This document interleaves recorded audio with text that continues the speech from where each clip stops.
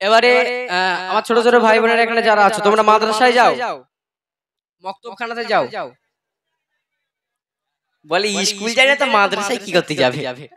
কেন তোমরা স্কুলে যাও না? না না, সবাই যায়, সবাই ভালো, যাক আলহামদুলিল্লাহ। তো আমাদের ওখানে এই গজলটা একটু ঘটনামূলক কালাম, ভালোভাবে শুনতে হবে। আর মায়েরা বোনেরা যারা এসেছেন, আমার বাবাজিরা ভালোভাবে শুনবেন, ঠিক আছে? বেশ মজাদার ঘটনা। একদম একটা ছোট্ট সন্তান তার আম্মাজানের কাছে গিয়ে আঁচলটা ধরে টানে বলে, আম্মা আম্মা আম্মা, আমার যত বন্ধুরা আছে খেলার সাথীরা আছে, তারা সবাই মাদ্রাসায় যায়, মক্তবে যায়, কেউ বড় বড় মাদ্রাসায় পড়ে, হাফেজ আলেম তৈরি হচ্ছে। তো আমার মনে একটু ইচ্ছা, তুমি আমাকে তাদের মতো একটু মাদ্রাসায় ভর্তি করো।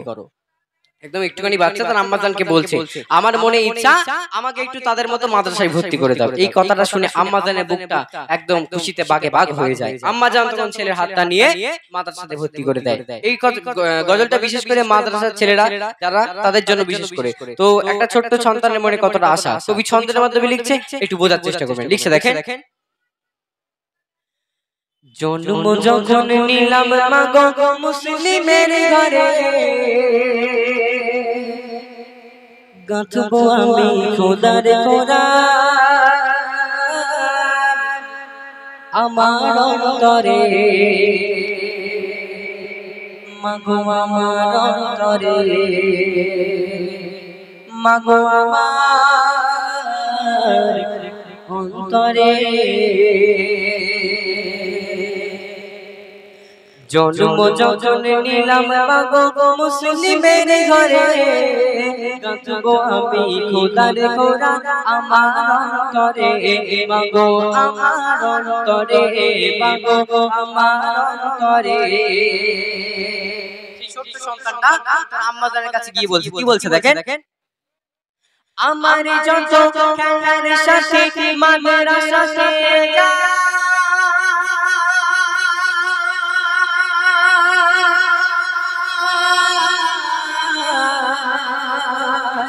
মনটাই আমার হয় গো ব্যাকুল, যেতে মাদ্রাসায়,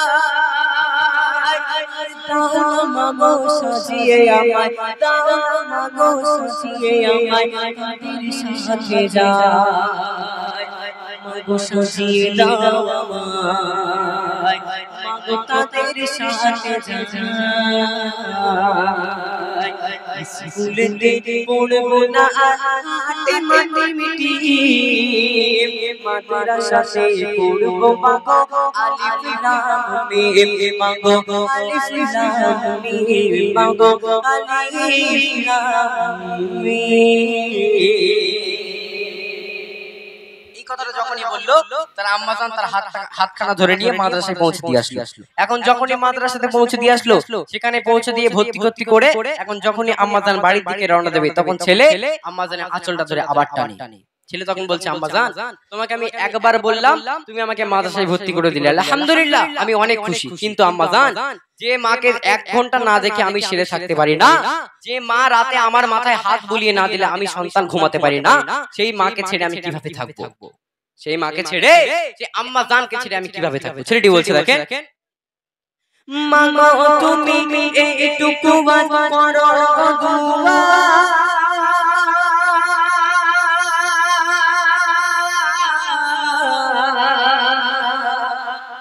মাদ্রাসাতে থাকতে পারি ছেড়ে তোমার মায়া, তোমার সোনা হাফেজ হবে, তোমার সোনা আলেম হবে, মনের বাসনা মাগো মনের বাসনা, মাগো দোয়া করো না। জন্ম যখন নিলাম মাগো মুসলিমের ঘরে, গাঁথবো আমি খোদার কোরআন আমার অন্তরে, মাগো আমার অন্তরে, মাগো আমার অন্তরে।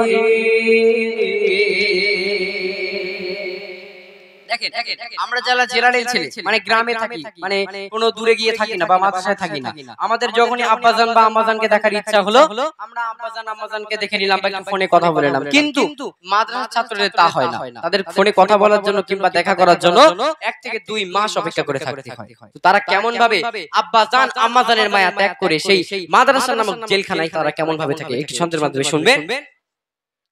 যখন মাগো পড়বে মনে তোমার সোনা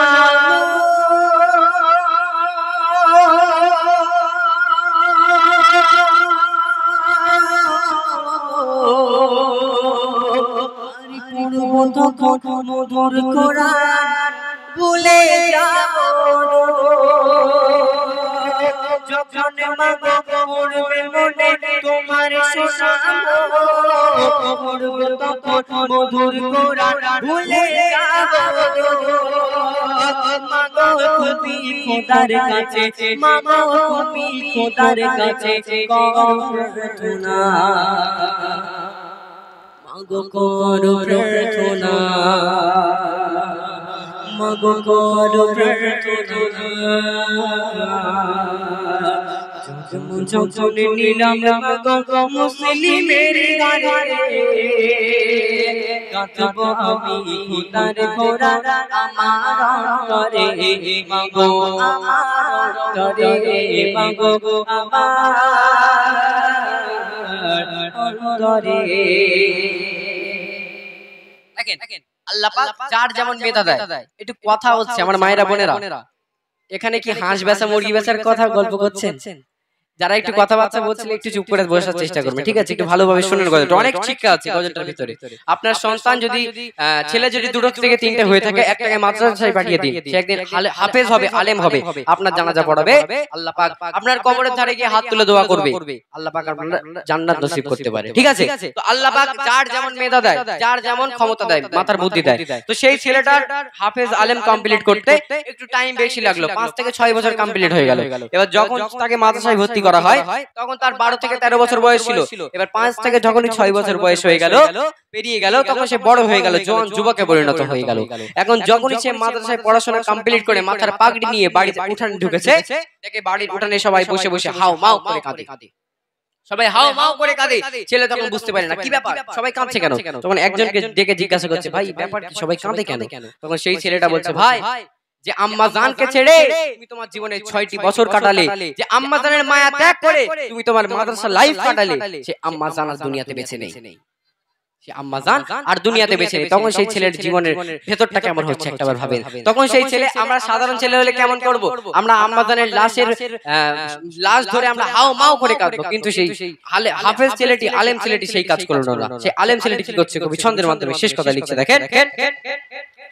আলেমে হয়ে ফিরতে পারি গেল অনেক দিন, হঠাৎ মায়ের উঠলো বেজে শেষে আলেমে হয়ে ফিরতে পারি গেল অনেক দিন, হঠাৎ মায়ের উঠলো বেজে শেষে আর ছেলে তখন চাইছে দোয়া, ছেলে তখন চাইছে দোয়া, রব্বে হাবহুমা কামা রাব্বায়ানি সগীরা, কামা রাব্বায়ানি সগীরা। ছেলে তখন আল্লাহ পাকের দরবারে দু হাত তুলে দোয়া করে, রব্বির হামহুমা কামা রাব্বায়ানা সগীরা, রব্বির হামহুমা কামা রাব্বায়ানা সগীরা। আল্লাহ পাক আমার আম্মা জান যদি কোনো দোষ করে থাকে, কোনো দুনিয়াতে চলাফেরা করতে কোনো ভুল ত্রুটি করে থাকে, তাকে তুমি ক্ষমা করে দিয়ে জান্নাত নসিব করো, তাই না? তো আমার মা বোনেদেরকে বলছি, আপনাদের যদি 2 থেকে 3টে ছেলে হয়ে থাকে, একটা সন্তানকে আপনি অবশ্যই করে মাদ্রাসায় দেবেন, অবশ্যই মাদ্রাসায় দেবেন। তো শেষ কথায় আমি ছোট্ট এমডি মাসুদ ইসলাম আমার মনের ইচ্ছায় কি লিখেছি একটু শেষ কথা শুনবেন। মাসুদ আমি চাইছি দোয়া খোদার দিদারে,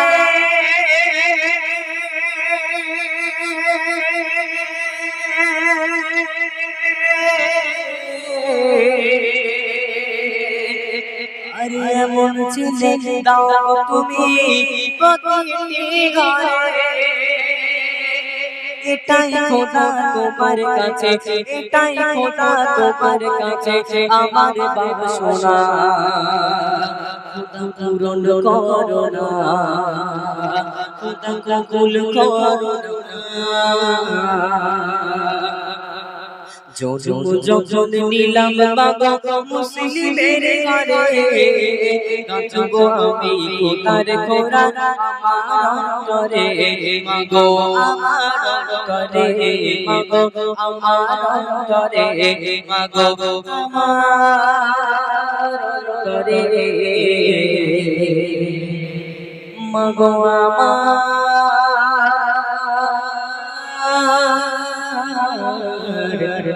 অন্তরে।